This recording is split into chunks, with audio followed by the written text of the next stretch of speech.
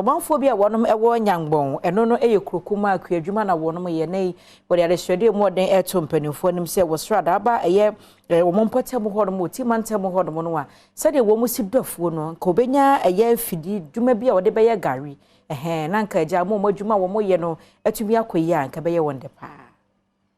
Yaya garibi okopemu ewo mpatemu ho a enkro ahodo bi ti se abrewanko Nyambong keri ene de ka ho no eyo manfo a womo edua banchi ankasa factory eba mpatemu a ebebom ede ejuma ba ho na de mpuntu so aba mpatemu oyi banchi a womo edua ewo ho a womanfo esan wo haw ebi ene akwan ahodo a ewo ho no atete apansam ensuosu eni ho womanfo wo mpatemu no ede womo akoasem etudwa abra nana efua Nyambong a oye kwenmada ewo mpatemu hono oswafo wo oti Joshua Makubu ene MC owo empatemo no Bright Kwame ebo apro eko mantem eho ekohwe ne ma ekoso no gari adwuma no de wa hafa aha de gari na ye ena gari adwuma no so emu wode nti nka ye nya factory bi wa ha